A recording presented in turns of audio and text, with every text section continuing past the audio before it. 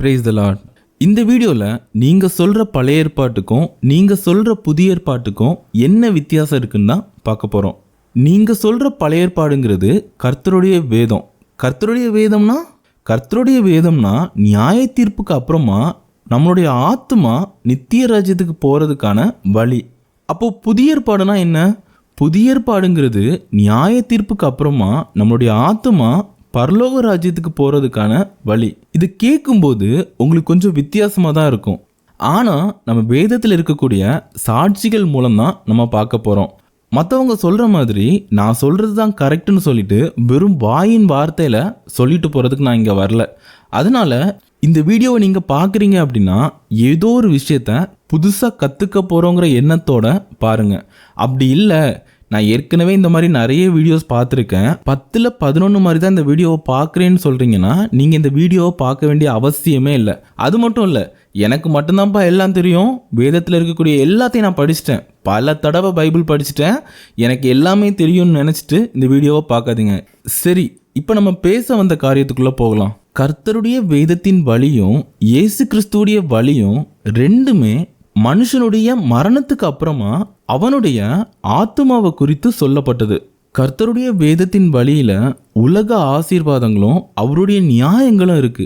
ஆனா இயேசு கிறிஸ்துவுடைய வழி உலக ஆசீர்வாதங்களுக்காக சொல்லப்பட்டதில்லை.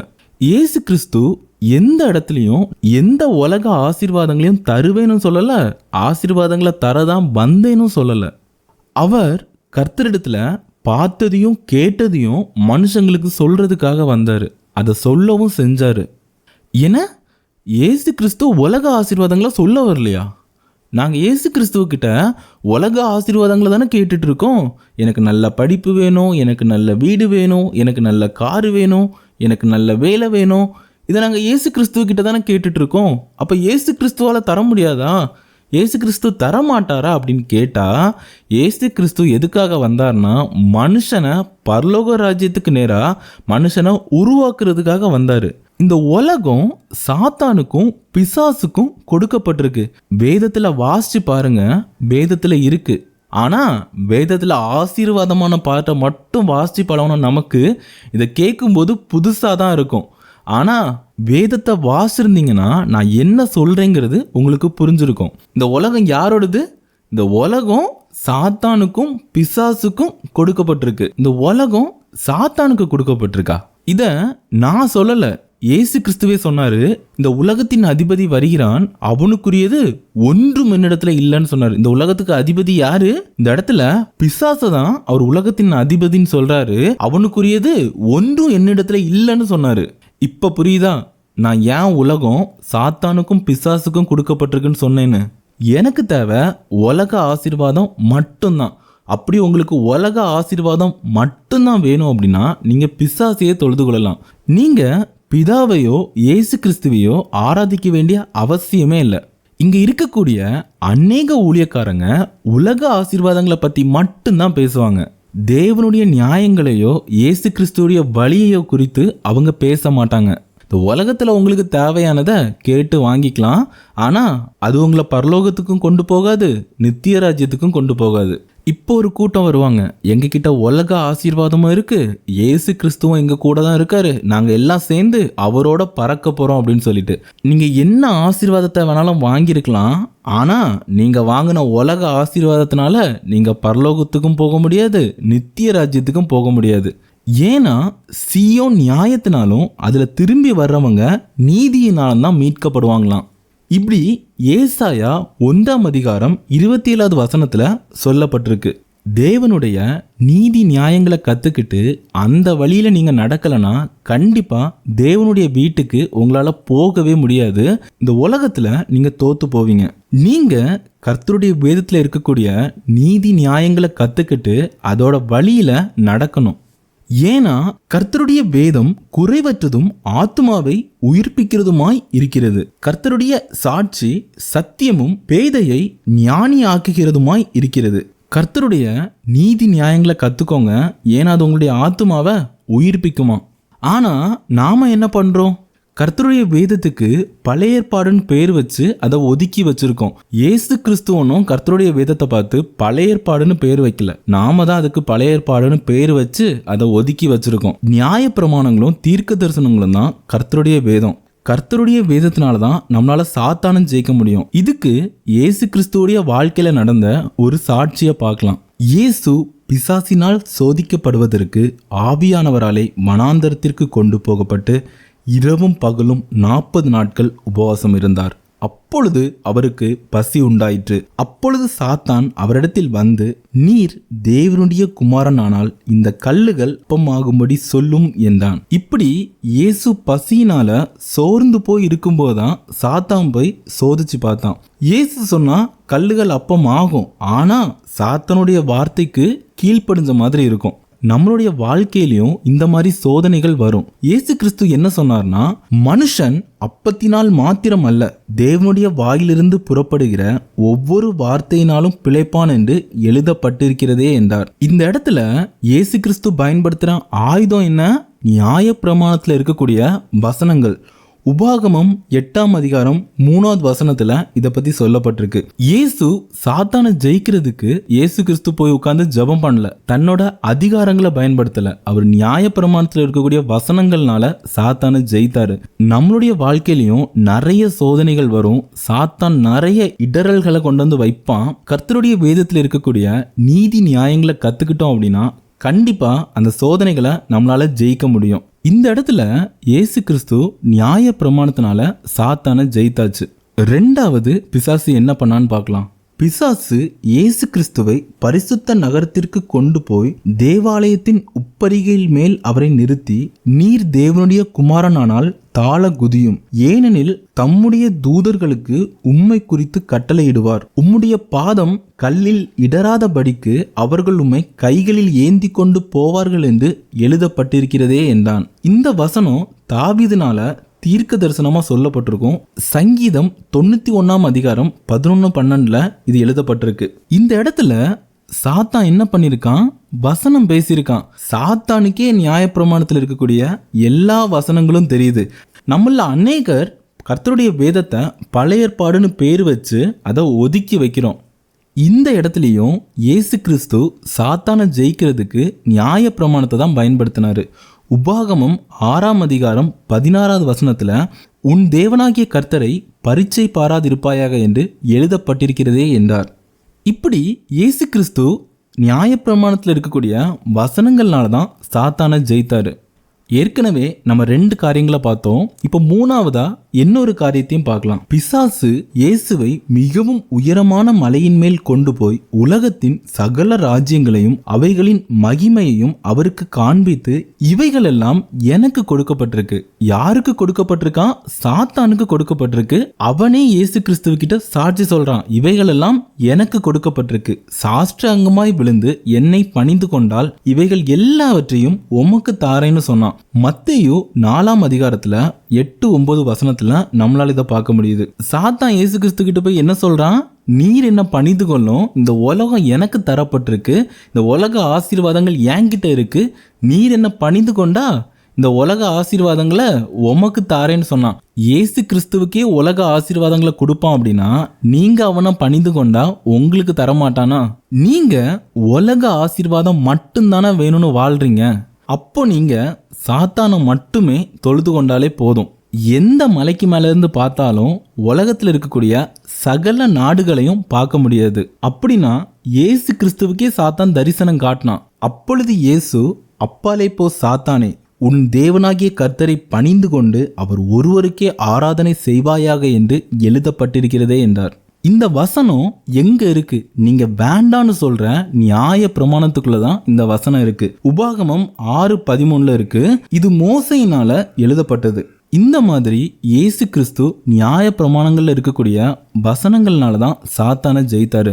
நாமெல்லாம் என்ன பண்றோம்? நியாய பிரமாணம் எங்களுக்கு தேவையில்லை, அதுக்கு பழைய ஏற்பாடு நாங்கள் ஒரு பேர் வச்சிட்டோம், நாங்கள் இப்போ புதிய ஏற்பாட்டு காலத்துல வாழ்ந்துட்டு இருக்கோம், எங்களுக்கு அந்த பழைய ஏற்பாடு தேவையில்லை.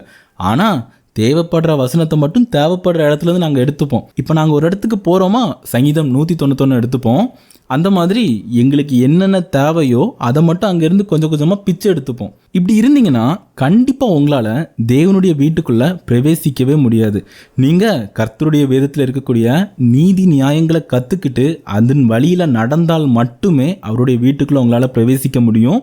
ஸோ எப்போ நான் சொல்கிற மாதிரி கர்த்தருடைய நீதி நியாயங்களை கற்றுக்கோங்க, அதன் வழியில் நடங்க, உங்களுடைய ஆத்மாவை காத்துக்கொள்ளுங்க. இயேசு கிறிஸ்து 40 நாள் உபவாசம் பண்ணி ஜெபிச்சதுனால அவர் சாத்தானை ஜெயிக்கல. எந்த ஆவியினாலும் அவர் சாத்தானை ஜெயிக்கல. நியாய பிரமாணத்தில் இருக்கக்கூடிய வசனங்கள்னால தான் ஜெயித்தாரு. இன்னைக்கு இங்கே இருக்கக்கூடிய அநேகர் நாங்கள் எதுக்கு எடுத்தாலும் ஜெபம் பண்ணுவோம், நாங்கள் ஜெப வலி மேலே சாத்தானை ஜெயித்துருவோம்னு நிற்கிறீங்க. ஆனால் இயேசு கிறிஸ்து நம்ம முன்னாடி செஞ்சு காட்டிட்டு போனார். மரியாள் ஒரு இடத்துல சொல்லியிருப்பாங்க, அவர் என்ன சொல்கிறாரோ அதை செய்யுங்கன்னு சொல்லியிருப்பாங்க. இயேசு கிறிஸ்து என்ன செஞ்சார்? அவர் நியாய பிரமாணங்கள்னால சாத்தானை ஜெயித்தாரு. நாம் என்ன பண்ணுறோம்? ஜபத்தினால ஜெயிக்க நிற்கிறோம். ஜபத்தினால சாத்தானுக்கு நிழலுக்கு கூட போய் நிற்க முடியாது. ஏன் தெரியுமா? நம்ம பண்ணுற ஜபத்தை விடலாம் சாத்தான் ஆண்டவர்கிட்ட அதிகமாகவே வேண்டிப்பான். நீங்கள் எத்தனை நாள் வேணால் உபவாசம் இருங்க, எத்தனை மணி நேரம் வேணாலும் ஜபம் பண்ணுங்க, ஆனால் உங்களால் ஒன்றும் பண்ண முடியாது. நியாய பிரமாணங்கள் இருக்கக்கூடிய நீதி நியாயங்களை நீங்கள் கற்றுக்கலனா கண்டிப்பாக சாத்தான் உங்களை சோதிக்கும் போது நீங்கள் விழுந்து போவீங்க. இயேசு கிறிஸ்து தேவகுமாரன்னு தெரிஞ்சே இயேசு கிறிஸ்துவக்கிட்டே போய் வசனம் பேசுகிறான் அப்படின்னா நம்மலாம் என்ன பண்ண முடியும்? நம்ம படித்த வசனங்களும் பத்தாது, நம்ம பண்ணுற ஜபமும் பத்தாது. நியாய பிரமாணங்கள் இருக்கக்கூடிய நீதி நியாயங்களை கற்றுக்கிறத தவிர நமக்கு வேற எந்த வழியும் இல்லை. அநேகர் இயேசு கிறிஸ்து தான் என்னோட வழிகாட்டின்னு சொல்லுவாங்க, நான் இயேசு கிறிஸ்துவை தான் பின்பற்றுறேன்னு சொல்லுவாங்க. ஆனால் அவர் சொன்ன எந்த காரியத்தையும் செய்ய மாட்டாங்க. இயேசு கிறிஸ்து தான் நமக்கு எல்லாருக்குமே வழிகாட்டி. இயேசு கிறிஸ்து சாத்தானை ஜெயிக்கிறதுக்கு நியாய பிரமாணங்கள் இருக்கக்கூடிய வசனங்கள் தேவைப்பட்டுச்சு. அதாவது நீங்கள் சொல்கிற பழைய ஏற்பாட்டில் இருக்கக்கூடிய வசனங்கள். நிறைய ஊழியக்காரங்க பழைய ஏற்பாடெல்லாம் தேவையில்லைன்னு சொல்லி பேசுகிறாங்க. ஆனால் இயேசு கிறிஸ்து என்ன சொன்னார்?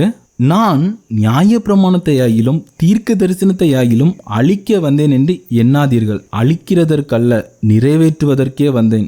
வானமும் பூமியும் ஒளிந்து போனாலும் நியாய பிரமாணத்தில் உள்ள எல்லாம் நிறைவேறும் அளவும் அதிலுள்ள எழுத்தாகிலும் எழுத்தின் உறுப்பாகிலும் ஒளிந்து போகாதென்று மெய்யாகவே உங்களுக்கு சொல்கிறேன்னு சொன்னார். இந்த இடத்துல இயேசு கிறிஸ்து அந்த வார்த்தையை உறுதிப்படுத்துகிறாரு. அது அப்படிதான், அதில் எந்த மாற்றமும் இல்லை. நான் நியாய பிரமாணத்தை அழிக்க வரல, நான் அதை நிறைவேற்றுவதற்காக தான் வந்தேன்னு சொன்னார். இங்கே இருக்கக்கூடிய அநேகர் இயேசு கிறிஸ்து வந்ததுனால அது எல்லாமே புதிய ஏற்பாடாக மாறிடுச்சு. அதனால நம்ம இப்போ இருக்கக்கூடியது புதிய ஏற்பாட்டின் காலம். அதனால் நமக்கு பழைய ஏற்பாடு தேவையில்லைன்னு நினைக்கிறாங்க. ஆனால் இயேசு கிறிஸ்துவ என்ன சொல்கிறாரு? நான் நியாய பிரமாணத்தை மாற்றுறதுக்கோ அழிக்கிறதுக்கோ வரல, அது இருக்கக்கூடிய ஒவ்வொரு வார்த்தைகளும் நிறைவேறும், அதுக்கு நான் உறுதிப்படுத்துகிறேன்னு சொன்னார். இயேசு கிறிஸ்து நியாய பிரமாணங்களை மாற்றி போடுறதுக்காக வரல. பின்னாடி வந்த ஊழியக்காரங்க நியாய பிரமாணங்கள் வேண்டான்னு எழுதியிருக்காங்க. ஆனால் இயேசு கிறிஸ்து என்ன சொன்னாருங்கிறது தான் முக்கியம். இயேசு கிறிஸ்து சொன்னதை கேட்க போறீங்களா, இல்லை மனுஷன் சொன்னதை கேட்க போறீங்களா? நீங்கள் எதை ஃபாலோ பண்ண போறீங்க? இயேசு கிறிஸ்து சொன்ன மாதிரி நியாய பிரமாணங்களை கற்றுக்கிட்டு அதனும் வழியில் நடக்க போறீங்களா, இல்லை மனுஷன் சொன்ன மாதிரி இல்லைப்பா எங்களுக்கு வேண்டாம், அதெல்லாம் பழைய ஏற்பாடு, அது அங்கே இருக்கட்டும், எங்களுக்கு அதெல்லாம் தேவையில்லைன்னு சொல்லி இருக்க போறீங்களா? அது உங்களுடைய சாய்ஸ் தான். நீங்கள் எதை வேணால் சூஸ் பண்ணிக்கோங்க. இன்னைக்கு இருக்கக்கூடிய கிறிஸ்தவங்க கர்த்தருடைய வேதத்துக்கு பழைய ஏற்பாடுன்னு பேர் வச்சிருக்காங்க. இந்த பேரை யார் வச்சா? இந்த பேரை இயேசு கிறிஸ்துவனும் வைக்கல, நாம தான் கர்த்தருடைய வேதத்தை பழைய ஏற்பாடுன்னு சொல்கிறோம். இப்போ இன்னொரு காரியத்தை பற்றி பார்க்கலாம். இப்போ அநேகர் என்ன பேசுகிறாங்கன்னா, நீங்கள் சொல்கிற பழைய ஏற்பாட்டில் இருக்கக்கூடிய வசனங்களை இயேசு கிறிஸ்து மாற்றி போட்டார்னு சொல்கிறாங்க. ஆனால் இயேசு கிறிஸ்து எதையும் மாற்றலை, எந்த நியாயங்களையும் மாற்றலை, எந்த கட்டளைகளையும் மாற்றலை. நாம் இயேசு கிறிஸ்துவோடைய உபதேசத்தை படிக்கும்போது அவர் மாற்றின மாதிரி தெரியும், ஆனால் அவர் எதையும் மாற்றலை. ஒரு ஊழியக்காரன் நியாய பிரமாணம்லாம் முடிஞ்சு போச்சு, நம்ம புதிய ஏற்பாட்டு காலத்தில் இருக்கோம், புதிய ஏற்பாடு மட்டும்தான் முக்கியம்னு சொல்லி பேசுகிறானா, அவன்கிட்ட எச்சரிக்கையா இருங்க. ஏன்னா இயேசு கிறிஸ்து சொன்னதை அவன் மறுதளிக்கிறான், இயேசு கிறிஸ்து சொன்னதை அவன் மாற்ற நினைக்கிறான். நீங்களே முடிவு பண்ணிக்கோங்க, நீங்கள் ஊழியக்காரனை ஃபாலோ பண்ண போகிறீங்களா, இல்லை இயேசு கிறிஸ்து சொன்ன வார்த்தைகளை ஃபாலோ பண்ண போகிறீங்களா? நியாய பிரமாணங்களை கற்றுக்கிட்டு அதன் வழியில் நடக்க போகிறீங்களா? உங்கள் ஊழியக்காரங்க சொல்கிற மாதிரி நியாய பிரமாணங்கள்லாம் எங்களுக்கு தேவையில்லை, எங்களுக்கு உலக ஆசீர்வாதங்கள் மட்டும் போதும், எங்களுக்கான டிக்கெட்டை தந்துட்டா அந்த டிக்கெட்டை வாங்கிட்டு டைரெக்டாக எங்களுக்கான இடத்துக்கு போய் சேர்ந்துருவோன்னு இருக்கீங்கன்னா நீங்கள் தாராளமாக அதை பண்ணுங்கள். இப்போது நியாயப்பிரமாணமே இல்லைன்னா அப்போ 10 கட்டளை மட்டும் எங்கேருந்து வந்துச்சு? நியாயப்பிரமாணம் இல்லைன்னா 10 கட்டளையும் இல்லைன்னு தானே அர்த்தம். அப்போ நீங்கள் உங்கள் இஷ்டத்துக்கு அக்கிரமம் செய்யலாம்ல. நீங்கள் எவ்வளோ வேணால் பாவம் பண்ணுங்க, எவ்வளோ வேணால் அக்கிரமம் பண்ணுங்க, ஆனால் இயேசு கிறிஸ்துவை உங்கள் சொந்த இரட்சகராக ஏற்றுக்கிட்டு அவரை நீங்கள் விசுவாசிங்க அப்படின்னா உங்கள் பாவங்கள் எல்லாம் மன்னிக்கப்பட்டுரும், உங்கள் அக்கிரமங்கள் எல்லாம் மன்னிக்கப்பட்டுரும், நீங்கள் நீதிமான் ஆக்கப்படுவீங்கன்னு சொல்லி சொல்லுவாங்க. அப்படி பொய் போதகம் பண்ணுவாங்க. உங்களை அந்த போதகத்துக்கு அடிமையாக்குவாங்க. இதை கேட்குறதுக்கு நல்லா தான் இருக்கும், ஆனால் அதோட முடிவு எட்டியை போல் கசப்பாக இருக்கும். அதை மறந்துடாதீங்க. இது வரைக்கும் நியாயப்பிரமாணங்களை பற்றி பார்த்தோம். நியாயப்பிரமாணங்கள்லாம் என்ன, நியாயப்பிரமாணங்களை எதுக்காக நம்ம கற்றுக்கணும், நியாயப்பிரமாணங்களை குறித்து இயேசு கிறிஸ்து என்ன சொன்னாருங்கிறத பார்த்தோம். அடுத்த வீடியோவில் இயேசு கிறிஸ்து நியாயப்பிரமாணங்களை மாற்றி போடலைன்னு சொன்னல, அதோட எக்ஸ்பிளனேஷனை அடுத்த வீடியோவில் பார்க்கலாம். ஸோ அது வரைக்கும் நான் சொன்ன மாதிரி நீதி நியாயங்களை கற்றுக்கோங்க. அதனோட வழியில் இன்றைக்கே நடக்க ஆரம்பிங்க. இல்லை அதெல்லாம் எனக்கு தேவையில்ல, நான் ஞாயிற்றுக்கிழமைனா சர்ச்சுக்கு போவேன், நான் என்ன தப்பு பண்ணாலும் இயேசு கிறிஸ்துவின் ரத்தத்தினால மன்னிக்கப்பட்டுருன்னே நினச்சிட்டு இருப்பீங்கன்னா தாராளமாக இருங்க. ஒரு நாள் நியாயப்பிரமாணத்தை தேடுவீங்க, அந்த நாள் சீக்கிரமாக வரும். ஆண்டோர் உங்களை முன்குறிச்சிருந்தாருன்னா கண்டிப்பாக உங்களை நியாயப்பிரமாணங்களை கற்றுக்க வைப்பார். அன்னைக்கு நீங்கள் பொறுமையாக கற்றுக்கோங்க, ஒன்றும் அவசரம் கிடையாது. ஏன்னா நான் ஈஸியாலாம் கற்றுக்கலை, என்னை கற்றுக்க வச்சாரு. அதே மாதிரி உங்களையும் கற்றுக்க வைப்பாருன்னு நம்புகிறேன். இயேசு கிறிஸ்துவின் நாமத்தினால உங்களை வாழ்த்துறேன். ஆமேன்.